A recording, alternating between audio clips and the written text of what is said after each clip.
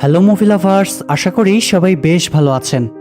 আমাদের আগের এক্সপ্লেন করা সিরিজগুলোতে আমরা খুব ভালো রেসপন্স পেয়েছি, তাই আজকে আরও একটা অসাধারণ সিরিজ নিয়ে আপনাদের সামনে হাজির হলাম, যার নাম হলো ক্রিমিনাল কোড, যেখানে আমরা এক দুর্ধর্ষ ডাকাত দলকে ধরার জন্য পুলিশের বিভিন্ন প্রচেষ্টা দেখতে পারবো। ইন্ট্রোতে বেশি কিছু বলছি না, তাহলে গল্পের আসল মজাটাই নষ্ট হয়ে যাবে। তবে এটা ঠিক যে গল্পের প্রত্যেকটা মুহূর্তে থাকা সাসপেন্স আপনাকে শেষ পর্যন্ত ধরে রাখবে। সিরিজটার প্রথম সিজন শুরু হয়েছে 2023 সালে, যেখানে মোট 8টা এপিসোড আছে, আর আজকের ভিডিওতে আমি প্রথম 3টা এপিসোড এক্সপ্লেন করব। গল্পের শুরুতেই আমরা দেখতে পাই প্যারাগুয়ের ফেডারেল পুলিশ টিম একটা কেসের ইনভেস্টিগেশন করছে। সেখানে আমরা গল্পের প্রধান চরিত্র বেনিসিওকে দেখতে পাই। বেনি তার টিম থেকে দূরে গিয়ে একটা অর্গানাইজেশনের ব্যাপারে ইনকোয়ারি করছিল, যারা তার খুব কাছের একজন সহকর্মীকে মেরে ফেলেছে। এদিকে তার বস রশি মনে করে যে বেনির হয়তো কাজের প্রতি মনোযোগ নেই, তাই সে বেনিকে ফোন করে জানায় যে সে তার জন্য একজন পার্টনারের ব্যবস্থা করেছে। বেনিও তার কথা মেনে নেয়। এরপর রশি সুয়ানা নামের একটা মেয়েকে তাদের অপারেশন হেডের কাছে পাঠায় বেনির সাথে কাজ করার পারমিশন নেওয়ার জন্য। আসলে অপারেশন হেড সুয়ানাকে ফিল্ডে কাজ করতে দিতে চাইতো না, কারণ তার পরিবার আছে এবং একটা বাচ্চা আছে। আর বেনি যেহেতু কখনোই নিয়মনীতির তোয়াক্কা করতো না, তাই তার সাথে কাজ করা অনেক রিস্কি। কিন্তু সুয়ানা কোনো মতে বুঝিয়ে শুনিয়ে অপারেশন হেডকে রাজি করায়। এরপর সিন শিফট হলে আমরা দেখতে পাই একদল ডাকাত একটা ব্যাংকে ডাকাতি করতে যায়। তারা সেখানে ঢুকেই সবাইকে গান পয়েন্টে নিয়ে জিম্মি করে ফেলে। এরপর তারা লকার রুমে গিয়ে দেখে সেখানে কোনো টাকা নেই। সেটা দেখে তারা ভীষণ অবাক হয়, কারণ তাদের কাছে যে ম্যাপ ছিল সেটা অনুসারে ওই জায়গাতেই টাকা থাকার কথা। তখন তারা ব্যাংকের একজন স্টাফকে ভয় দেখিয়ে টাকা কোথায় রাখা হয় সেটা জানতে চায়। লোকটা প্রাণের ভয়ে তাদেরকে টাকার লোকেশন বলে দেয়, কিন্তু এরপরও ডাকাত দলের একজন ওই লোকটাকে মেরে ফেলে। তারপর তারা বোম ব্লাস্ট করে লকার খুলে টাকা নিয়ে পালিয়ে যায়। তবে এক্ষেত্রে তাদের একটা বৈশিষ্ট্য লক্ষ্য করা যায় যে তারা হাই রেটেড কারেন্সি, অর্থাৎ যে অর্থের মূল্য বেশি সেগুলো আগে কালেক্ট করে, আর কম মূল্যের অর্থগুলো সেখানেই ফেলে রেখে যায়। এদিকে সুয়ানা ডাকাতির নিউজটা জানতে পেরেই দ্রুত ইনভেস্টিগেশনের জন্য বেরিয়ে যায়। তখন তার হাজব্যান্ড তাকে আটকানোর চেষ্টা করে, তবুও সুয়ানা বাড়ি থেকে বেরিয়ে বেনির বাড়িতে যায়। আর বেনি তখন ওই কেসের ব্যাপারে রিসার্চ করছিল। এরই মাঝে সুয়ানার গাড়ির হর্ন শুনে বেনি বাড়ি থেকে বেরিয়ে আসে, কারণ তারা তো এখন থেকে টিম আকারে কাজ করবে। গাড়িতে উঠে বেনি সুয়ানাকে জানায় যে তাদেরকে ওই ডাকাতের আস্তানায় যেতে হবে। সুয়ানা তাই তার কথা মতো গাড়ি ড্রাইভ করতে শুরু করে, আর বেনি তাকে গাইড করতে থাকে। কিন্তু শহর থেকে বেশ কিছু দূর যাওয়ার পর সুয়ানা দেখে যে পুলিশ রেকর্ডে ডাকাতদের যে অ্যাড্রেস আছে এটা সেই জায়গা নয়। সে বুঝতে পারে নিশ্চয়ই বেনির অন্য কোনো প্ল্যান আছে। বেনি তাকে বোঝানোর চেষ্টা করে যে এটা শর্টকাট রাস্তা, কিন্তু সুয়ানা তার কথা বিশ্বাস করে না। একটা পর্যায়ে বেনি স্বীকার করে যে সে অন্য একটা জায়গাতেই যাচ্ছে, আর সে কনফিডেন্ট যে সেখানে গেলেই তারা ওই ডাকাতদের পেয়ে যাবে। সুয়ানা যদিও তার কথা মানতে চায় না, কিন্তু তারপরও বেনির কথায় বাধ্য হয়ে তার সাথে যেতে হয়। কিন্তু সেখানে গিয়ে তারা দেখে পুরো জায়গাটাই ফাঁকা। সুয়ানা তখন বিরক্ত হয়ে সেখান থেকে বেরিয়ে যেতে চায়, কিন্তু বেনি তাকে বাধা দেয়। এমন সময় তারা দূরে গাড়ির আওয়াজ শুনতে পায়। তখন তারা সেদিকে এগিয়ে গিয়ে দেখে ওই ডাকাত দলের লোকেরা টাকা ভাগাভাগি করে সেখান থেকে পালানোর প্রস্তুতি নিচ্ছে। সেটা দেখে বেনিরা দ্রুত সেখান থেকে পালিয়ে যায়, কারণ ওই ডাকাতরা সংখ্যায় বেশি ছিল এবং তাদের কাছে অনেক অত্যাধুনিক অস্ত্র ছিল। আর এদিকে বেনিরা ছিল মাত্র 2 জন, এবং তাদের কাছে একটা করে পিস্তল ছাড়া আর কিছুই ছিল না। তাই তারা দ্রুত ব্যাকআপ টিম পাঠানোর জন্য তাদের অফিসে যোগাযোগ করে। কিন্তু দুর্ভাগ্যবশত ব্যাকআপ টিম আসার আগেই তারা ওই ডাকাত দলের সামনে পড়ে যায়। তখন ডাকাত দলের লিডার দলের সবাইকে বেনিদের পিছনে লেলিয়ে দেয়। তবে সৌভাগ্যবশত বেনিরা কোনো মতে প্রাণ বাঁচিয়ে পালিয়ে যায়। আর ততক্ষণে ব্যাকআপ টিম এসে ডাকাত দলের উপর অ্যাটাক করে। সেখানে সেই ডাকাত দলের কয়েকজন মারা যায়, আর বাকিরা সেখান থেকে পালিয়ে যেতে সফল হয়। তখন রশি তার টিমকে অর্ডার দেয় যে তারা যেন বিভিন্ন এয়ারপোর্ট এবং ডক ইয়ার্ডগুলোতে গিয়ে যাদেরকে সন্দেহজনক বলে মনে হয় তাদেরকে ধরে নিয়ে আসে।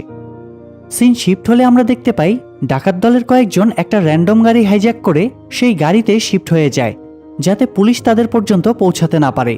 সেখানে ডাকাত দলের একজন গাড়িতে থাকা একজন মহিলার ব্যাগ থেকে একটা সসেজ বের করে খেতে শুরু করে। আরেকদিকে বেনি এবং সুয়ানা ওই এলাকার বাসগুলোকে চেক করতে গিয়ে একটা লোকের কাছে ব্যাগ ভর্তি টাকা পায়। তাকে নিয়ে অফিসে ফিরে তারা দেখে পুরো অফিস লোকারণ্য হয়ে গিয়েছে।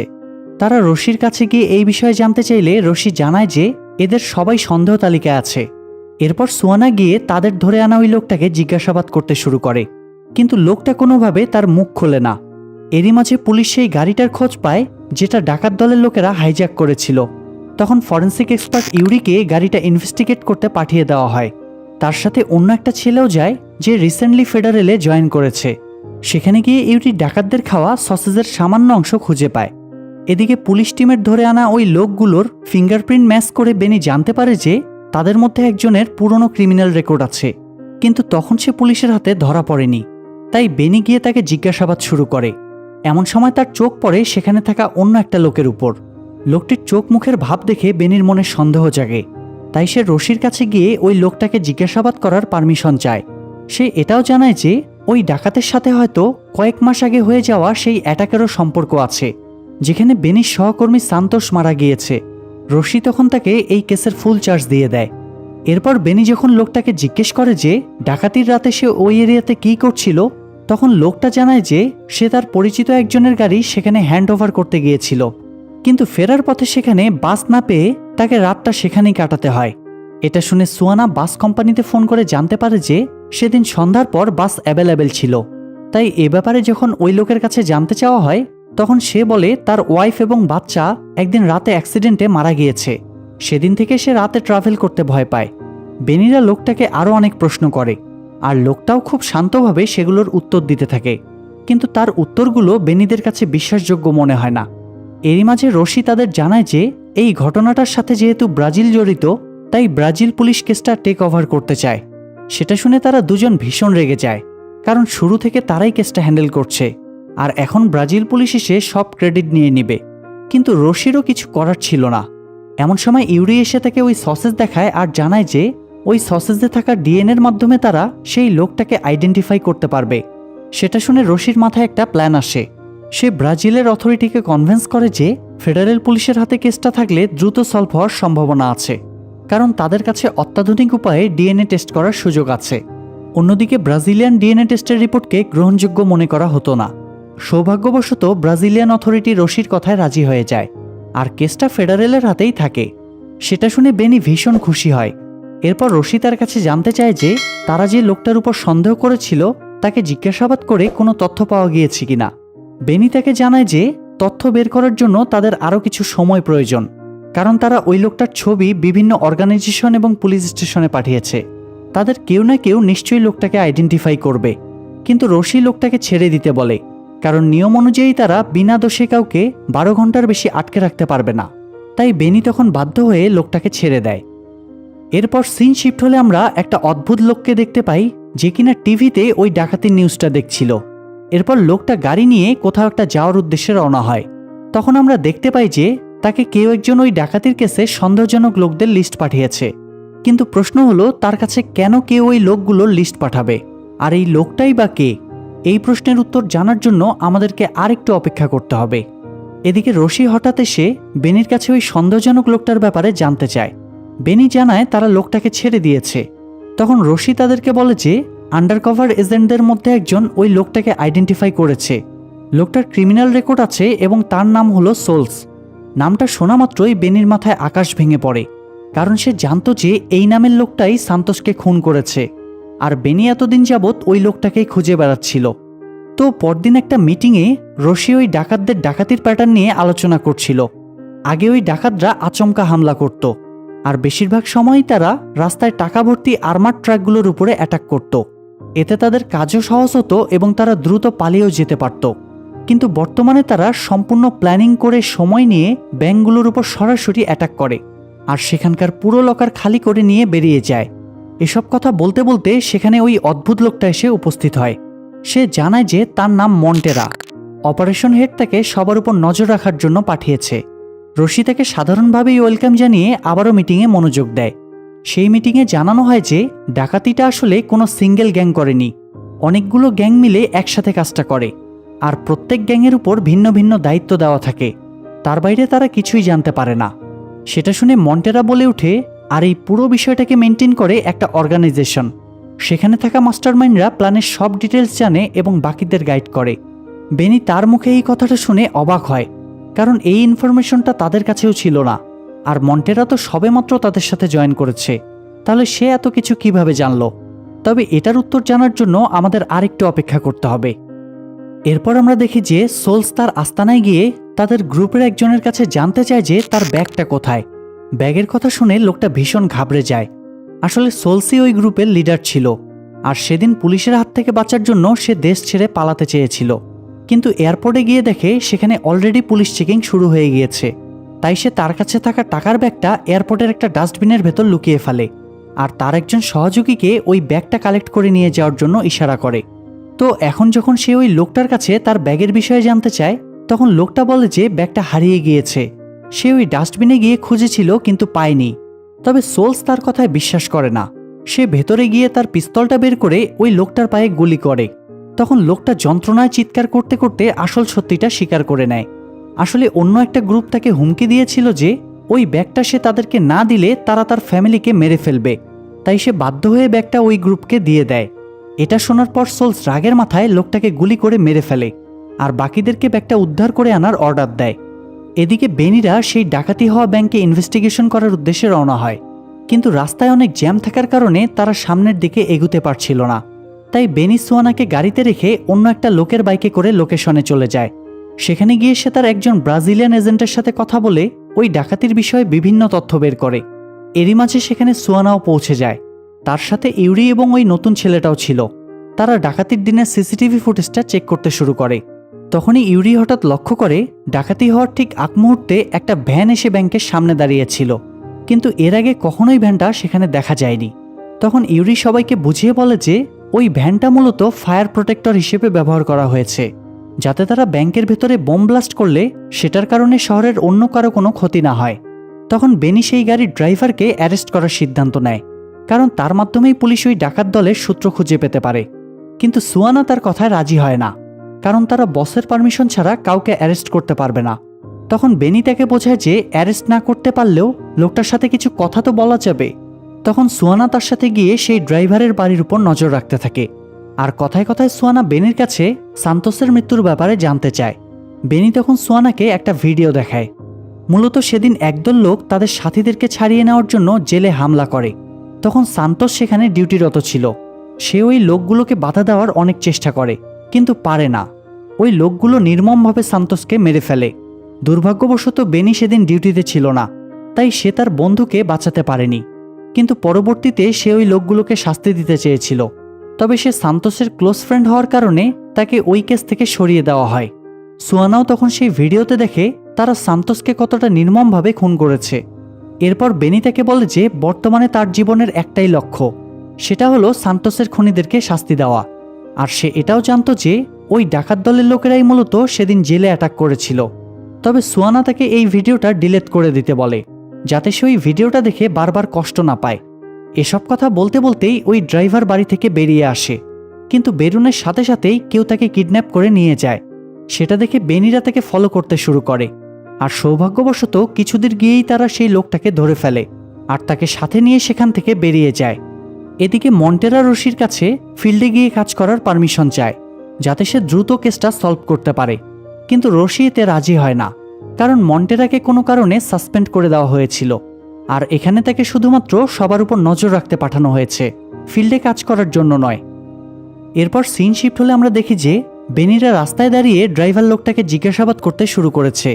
বেনি তাকে আশ্বস্ত করে যে সে যদি সব সত্যি বলে তাহলে তাকে উইটনেস প্রোটেকশনের আওতায় রাখা হবে। তখন লোকটা তাদেরকে জানায় যে তাকে ডাকাত দলের লোকেরা টাকার বিনিময়ে গাড়িটা ওই জায়গায় পার্ক করতে বলেছিল, আর তাকে টাকা দিয়েছিল আলভি নামের একটা লোক। এরপর ড্রাইভার লোকটা তাদেরকে একটা বাড়ির অ্যাড্রেস দেয়, যেখান থেকে সে তার কাজের জন্য টাকা কালেক্ট করেছিল। অ্যাড্রেস পেয়ে বেনিরা তৎক্ষণাৎ সেই বাড়ির উদ্দেশ্যে রওনা হয়, আর সেই সাথে তার টিমকেও সেখানে পৌঁছাতে বলে। সেখানে পৌঁছে তারা বুঝতে পারে এটাই ওই ডাকাতদের আস্তানা। সেখানে তারা ডাকাতদের ব্যবহার করা অনেক জিনিস দেখতে পায়, যেখান থেকে তাদের ডিএনএ স্যাম্পল পাওয়া যাবে। এটা জেনে রশি ভীষণ খুশি হয়, আর ইউরি সেখান থেকে মোট 60 জনের ডিএনএ স্যাম্পল কালেক্ট করে। এদিকে বেনি এবং সুয়ানা তাদের কাছে থাকা সেই লোকটাকে আবারও জিজ্ঞাসাবাদ করে, কারণ তারা খোঁজ নিয়ে জানতে পেরেছে যে ওই লোকটার নামই আলভি। লোকটা প্রথমে মুখ না খুললেও পরবর্তীতে বেনির চাপে পড়ে সে বাধ্য হয়ে সবকিছু স্বীকার করে নেয়। সে জানায় যে তার দায়িত্ব ছিল ডাকাতির পর সবাইকে সেখান থেকে রেস্কিউ করা, এর বেশি সে কিছুই জানে না। এরপর যখন বেনি তার কাছে তাদের পরবর্তী প্ল্যান সম্পর্কে জানতে চায়, তখন লোকটা জানায় সেটার ব্যাপারে সে বেশি কিছু জানে না। সে শুধুমাত্র এটা জানে যে তাদের এবারের অ্যাটাক আগেরগুলোর থেকে 3 গুণ বড় হতে যাচ্ছে। এটা শুনে বেনি বেরিয়ে গিয়ে ওই ড্রাইভারকে নিয়ে রাস্তায় ছেড়ে দেয়, আর তার হাতে কিছু টাকা ধরিয়ে দিলে লোকটা তখন তার কাছে জানতে চায় যে তার উইটনেস প্রোটেকশনের কি হবে, কিন্তু বেনি তার কথায় পাত্তা না দিয়ে তাকে সেখান থেকে তাড়িয়ে দেয়। অন্যদিকে মন্টেরা লুকিয়ে লুকিয়ে তার এক ইনফরমারের সাথে গিয়ে দেখা করে, আর তার কাছে ওই ডাকাত দলের মেইন মাস্টারমাইন্ডের সম্পর্কে জানতে চায়। তখন লোকটা তাকে রিয়াদ নামের একটা লোকের কথা বলে, যাকে কিং অব বর্ডার নামে ডাকা হয়। লোকটা নিজে আড়ালে থেকে অর্গানাইজেশনের নামে তার টিমকে লিড করত, আর এই সব কিছু সূত্রপাত হয়েছে ব্রাজিল প্যারাগুয়ে বর্ডার থেকে। অনেকেই মনে করে বর্ডার শুধু দুটো দেশকে আলাদা করার জন্য তৈরি হয়েছে, কিন্তু কিছু মানুষ যে সেই বর্ডারে নিজেদের অন্যায়ের সাম্রাজ্য গড়ে তুলেছে সেটা তারা জানে না। এরপর সিন শিফট হলে আমরা দেখতে পাই সোলস তাদের গ্রুপের ম্যানেজারের কাছে গিয়ে জানায় যে তাদের ডাকাতি করা বেশিরভাগ টাকাই পুলিশ জব্দ করে নিয়েছে। সেটা শুনে সেই লোকগুলো দ্রুত তাদের বসকে ফোন করে। সোলস তখন তার বসকে পুরো বিষয়টা বুঝিয়ে বলে। এরপর তার বস খোঁজ নিয়ে দেখে যে সোলস সত্যিই বলেছে, তাই সে সোলসকে এবারের মতো ছেড়ে দেয়।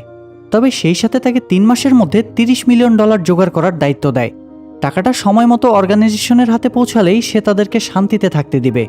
সোলস বুঝে উঠতে পারছিল না যে এত কম সময়ের মধ্যে এত টাকা সে কিভাবে জোগাড় করবে, কিন্তু বসের কথা মানা ছাড়া তার কাছে আর কোনো উপায় ছিল না। এদিকে পুলিশ ডাকাতদের আস্তানা থেকে পাওয়া ডিএনএ স্যাম্পলগুলো ম্যাচ করে সেই লোকগুলোকে ধরতে শুরু করে। তারা খুব দ্রুতই বেশ কয়েকজনকে অ্যারেস্ট করে। এরই মাঝে মন্টেরা লুকিয়ে লুকিয়ে অফিসের ভেতর এনকোয়ারি করতে থাকে। অফিসে তখন কনস্ট্রাকশনের কাজ চলছিল, যে কারণে ইউরির ল্যাবের দরজা খোলা ছিল। মন্টেরা তখন সুযোগ বুঝে ল্যাবে ঢুকে যায়, তবে তাকে দেখে ইউরি বেশ অবাক হয়। মন্টেরা সেখানে লক্ষ্য করে ইউরি মামুটো নামের একটা লোকের ফোনের পাসওয়ার্ড হ্যাক করছে। মামুটো ওই ডাকাত দলেরই সদস্য ছিল, যে কিনা পুলিশের প্রথম অ্যাটাকে মারা গিয়েছিল। মন্টেরা ইউরির কাছ থেকে জানতে পারে যে পাসওয়ার্ড হ্যাক করতে আর 13 ঘন্টা সময় লাগবে। তখন মন্টেরা সেখান থেকে বেরিয়ে তার ফোনে 13 ঘন্টার টাইমার সেট করে নেয়। এরপর সিন শিফট হলে আমরা দেখতে পাই সোলস রোলেটা নামের একটা লোকের সাথে দেখা করতে যায়। রোলেটা মূলত তাদেরকে ডাকাতির বিভিন্ন সোর্স খুঁজে দিত, তাই সে রোলেটার কাছে গিয়ে জানায় যে তাকে 3 মাসের মধ্যে $30 মিলিয়ন জোগাড় করতে হবে অর্গানাইজেশনের জন্য। সেটা শুনে রোলেটা সাফ সাফ জানিয়ে দেয় যে এটা কোনোভাবেই সম্ভব নয়, কারণ পুলিশ এখন চারিদিকে তাদেরকেই খুঁজে বেড়াচ্ছে। এই মুহূর্তে কোনো পদক্ষেপ নিলেই তাদেরকে বিপদে পড়তে হবে। কিন্তু সোলস তাকে জোর করতে থাকে, কারণ তার হাতে বেশি সময় নেই। তখন লোকটা তাকে আশ্বস্ত করে যে সে অবশ্যই তাকে হেল্প করার চেষ্টা করবে। অন্যদিকে পুলিশ যাদেরকে অ্যারেস্ট করেছিল, অর্থাৎ যাদের ডিএনএ স্যাম্পল পাওয়া গিয়েছিল, তাদের কারো সাথে এই রিসেন্ট ডাকাতির কোনো কানেকশন খুঁজে পাওয়া যাচ্ছিল না। কিন্তু পুলিশ এটা জানতো যে তারা কোনো না কোনোভাবে কানেক্টেড। এটা নিয়ে তাদের টিমের মধ্যে দ্বিমত শুরু হয়। এমন সময় বেনি হঠাৎ সেখান থেকে উঠে গিয়ে প্রফেসর অ্যাসেন্সকে তাদের মিটিংয়ে নিয়ে আসে। তবে রশির কাছে এই বিষয়টা ভালো লাগে না, কারণ রশির সাথে তার সব সময় ঝামেলা বেঁধে থাকতো। যাই হোক, কেসের সাথে রশি কোনো রিয়্যাক্ট করে না। এরপর প্রফেসর পুরো কেস ফাইলটা স্টাডি করে ওই লোকগুলোর ভিতরে লিঙ্ক খুঁজে বের করে। সেখান থেকে তারা রোলেটার ব্যাপারেও জানতে পারে, মানে যার কাছে একটু আগে সোলস সহযোগিতার জন্য গিয়েছিল। এদিকে আমরা দুজন পুলিশ অফিসারকে রোলেটার সাথে দেখা করতে দেখি। তারা মূলত রোলেটার হয়ে কাজ করত, কিন্তু সেদিন পেমেন্ট বাড়ানোর বিষয় নিয়ে তাদের মধ্যে ঝগড়া হয়। তারা রোলেটার কাছে বেশি টাকা দাবি করছিল, তবে রোলেটার কাছে টাকা থাকা সত্ত্বেও সে তাদেরকে টাকা দিতে রাজি হচ্ছিল না। লোকগুলো তখন তাকে হুমকি দিয়ে সেখান থেকে বেরিয়ে যায়। তারা যাওয়ার পর রোলেটা তার কাছে থাকা টাকাগুলো লকারে লুকিয়ে রাখে। তো সেদিন রাতে সে বন্ধুদের সাথে বসে জুয়া খেলছিল। সেখানে তার হাতে ভালো কার্ড আসায় সে তার কাছে থাকা সব টাকা জুয়ায় লাগিয়ে দেয়, কিন্তু দুর্ভাগ্যবশত অন্য একজনের কাছে তার থেকেও ভালো কার্ড ছিল, তাই অন্য লোকটি বাজিতে জিতে যায়।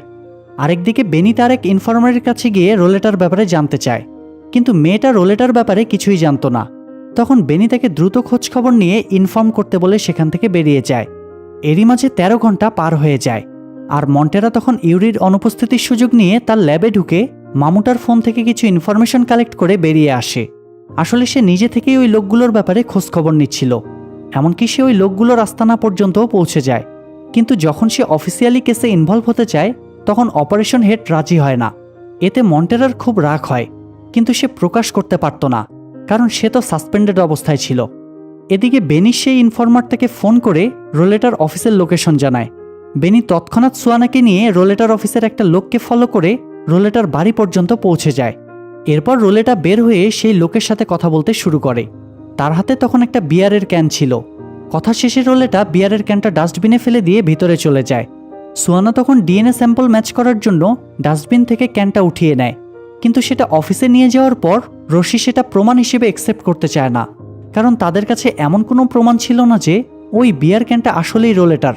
তারপরও সুয়ানা কোনো মতে রশিকে বুঝিয়ে শুনিয়ে ক্যানটা ডিএনএ টেস্টের জন্য পাঠিয়ে দেয়।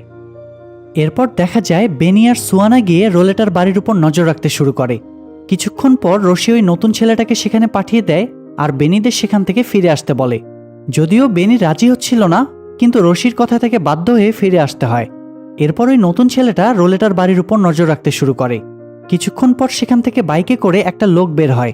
তাকে দেখে ছেলেটা মনে করে সেই হয়তো রোলেটা, তাই সে ওই লোকটাকে ফলো করতে শুরু করে। সেই সাথে সে বাকি টিম মেম্বারদেরও জানিয়ে দেয়। কিন্তু কিছু দূর যাওয়ার পর সে দেখে লোকটা রোলেটা নয়। অন্যদিকে রোলেটাকে তখন দেখা যায় সে সোলসকে ডেকে একটা ব্যাংকের অ্যাড্রেস দেয় যেখানে তারা ডাকাতি করতে পারবে।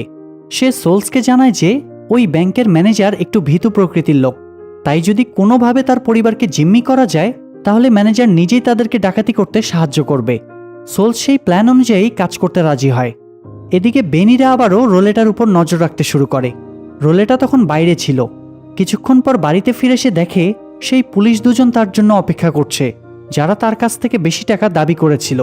তবে রোলেটা এবারও তাদের ফিরিয়ে দেয়, কিন্তু তারা এবার ফিরে না গিয়ে বরং তারা রোলেটাকে কিডন্যাপ করে নিয়ে যায়। বেনিদের কাছে তখন বিষয়টা সন্দেহজনক মনে হলে তারা ওই লোকগুলোকে ফলো করতে শুরু করে।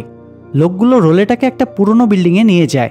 বেনিরাও তাদের পেছন পেছন সেখানে পৌঁছে যায়, আর এরপর তাদের মধ্যে সেখানে গোলাগুলি শুরু হয়। একটা পর্যায়ে বেনিরা ভিতরে গিয়ে দেখে খণ্ড খণ্ড করে কাটা রোলেটার ডেড বডিটা সেখানে পড়ে আছে। এটা দেখে তারা ভীষণ অবাক হয়। তবে সৌভাগ্যবশত তারা সেখান থেকে ওই পুলিশ দুজনকে অ্যারেস্ট করতে সফল হয়। কিন্তু এসবের মাঝে সুয়ানার গায়ে একটা গুলি লাগে। সেটা দেখে বেনি দ্রুত গিয়ে তাকে সামলায় এবং তাকে হসপিটালে নিয়ে যায়। এরপর পরদিন সে সুয়ানার বাড়িতে গিয়ে সুয়ানার হাজব্যান্ড ফার্নান্দোকে বিষয়টা জানায়। সেটা শুনে ফার্নান্দো ভীষণ রেগে যায়, কারণ সে কখনোই ফিল্ডে গিয়ে সুয়ানার কাজ করা পছন্দ করত না। তার উপর আবার বেনির সাথে, কারণ সে বেনিকে সহ্যই করতে পারত না। তাই এখানে সে বেনিকে অনেক অপমান করে এবং তাকে সুয়ানার থেকে দূরে থাকতে বলে। বেনিও তখন চুপচাপ সেখান থেকে বেরিয়ে যায়। এদিকে রশি ওই পুলিশ দুজনকে জিজ্ঞাসাবাদ করে জানতে পারে যে রোলেটার সাথে সোলসের খুব ভালো সম্পর্ক ছিল, কিন্তু সেই সম্পর্কটা ঠিক কেমন আর ওই লোকগুলোই বা রোলেটার জন্য ঠিক কী কাজ করত সেসব আমরা জানতে পারবো পরের ভিডিওতে। আসলে প্রথম ভিডিওতে আমি সিরিজের খুব বেসিক ব্যাপারগুলো ক্লিয়ার করেছি, তবে পরের ভিডিওগুলোতে সেই লেভেলের অ্যাকশন আর সাসপেন্স থাকবে, তাই পরের ভিডিওগুলো মিস করবেন না। তাহলে লাইক আর কমেন্টের কাজটা সেরে ফেলুন, আর চ্যানেলে নতুন হয়ে থাকলে সাবস্ক্রাইব করে বেল বাটনটি অল প্রেস করে রাখুন।